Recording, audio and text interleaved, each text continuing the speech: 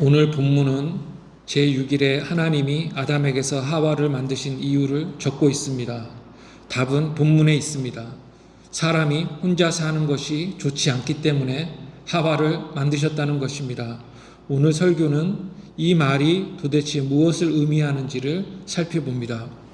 먼저 창세기 1, 2장 전체가 하나님의 창조 사역을 담고 있음을 기억해야 합니다.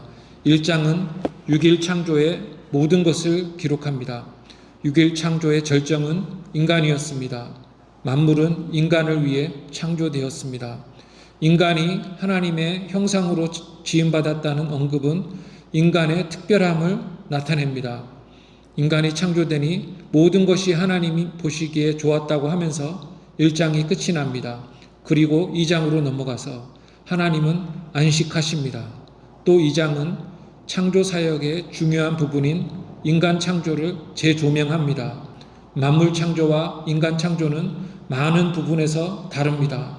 만물 창조의 목적은 인간이었는데 인간 창조의 목적을 명확히 하기 위해 2장의 인간 창조 부분이 첨가된 것입니다. 여섯째 날 하나님은 남자와 여자를 단번에 만들지 않고 남자를 먼저 만드셨습니다. 하나님은 아담을 만드신 후에 그를 에덴 동산에 두시고 그에게 선악과 명령을 내리신 후에야 여자를 만드십니다. 여자를 만드시는 이야기가 지면에 많이 할애되는데 이것은 인간 창조의 중요성을 강조한다고 볼 수 있습니다. 먼저 짚고 넘어갈 점이 있습니다. 하나님과 인간의 관계에 대해서입니다.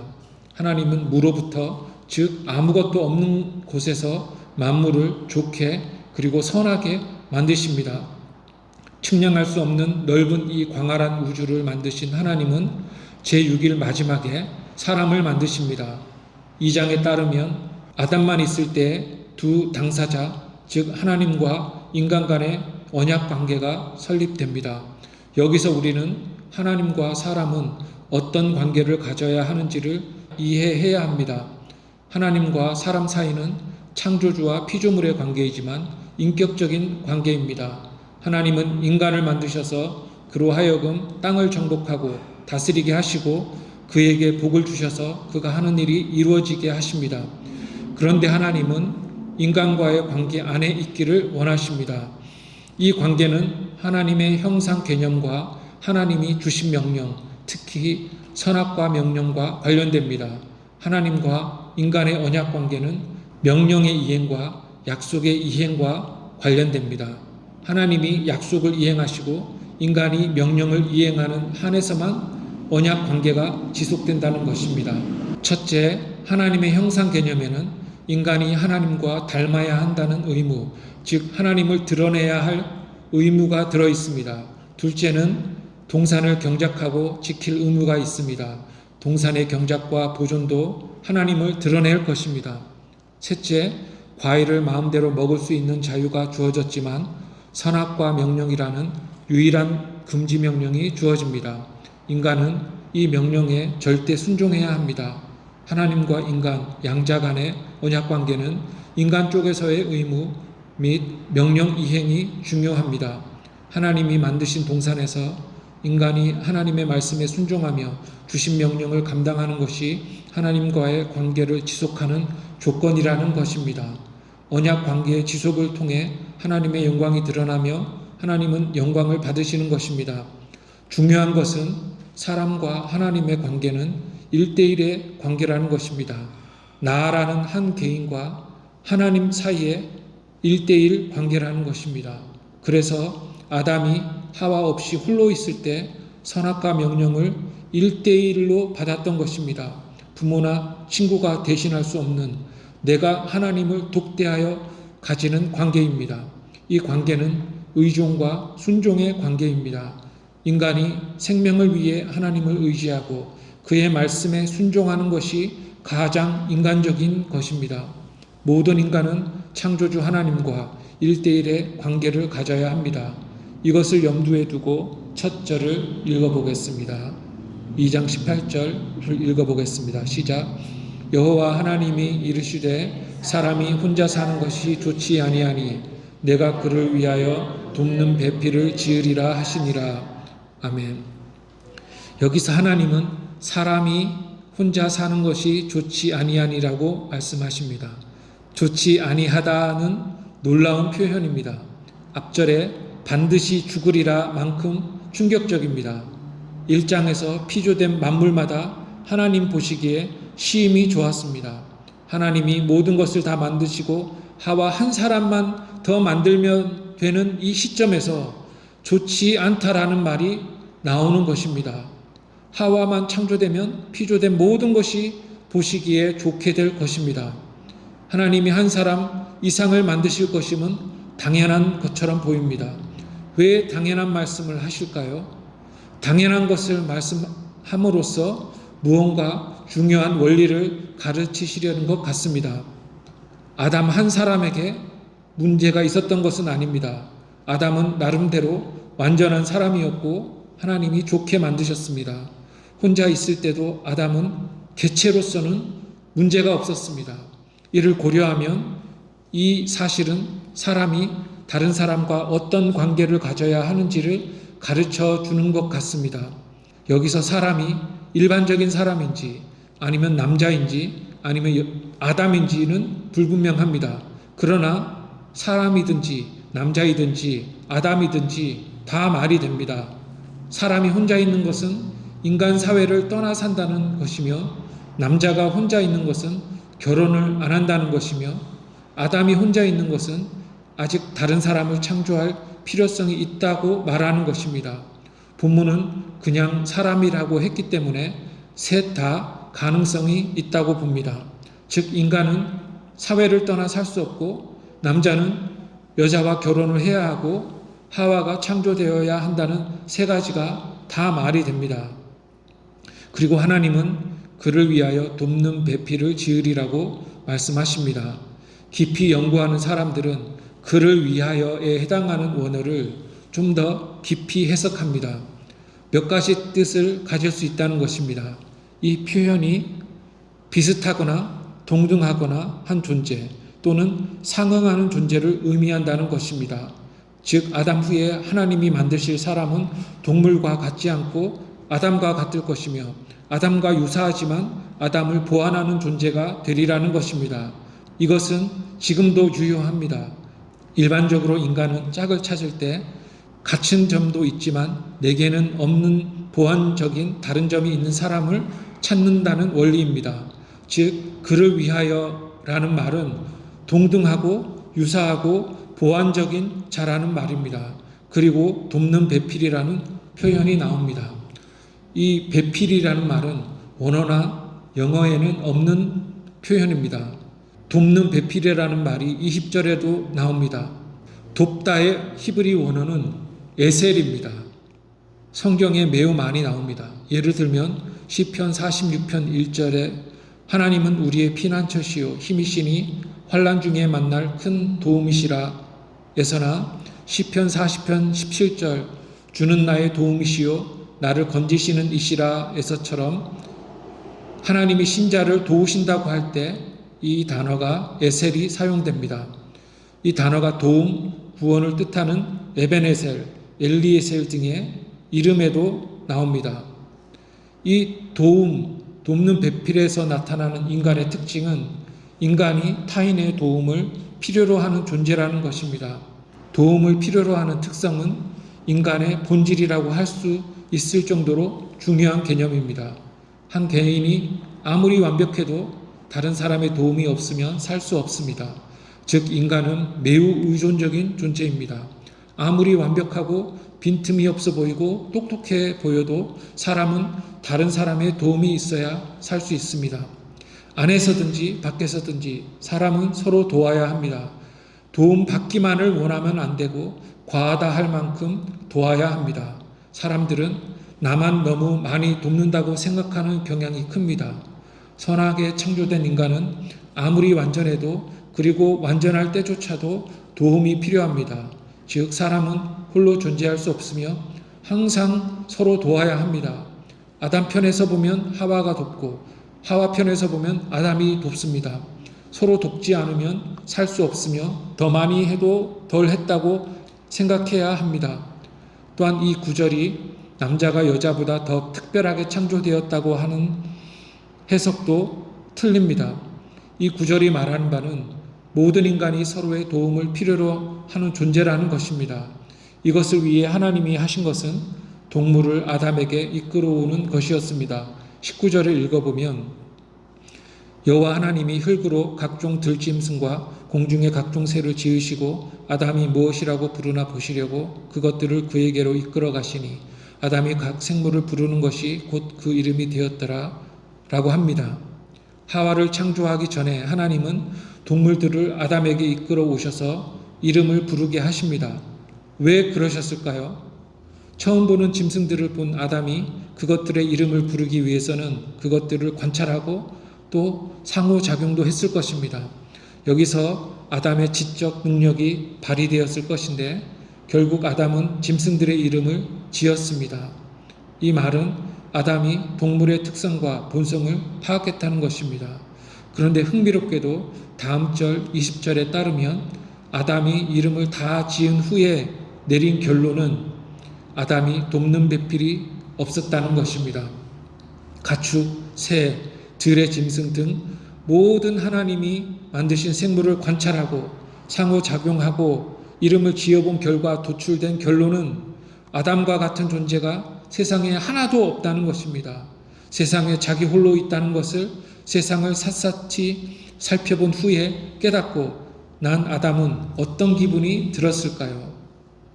저는 이 세상에 홀로 있다는 인식과 함께 독방에 갇힌 죄수처럼 느꼈을 것이라고 생각이 됩니다.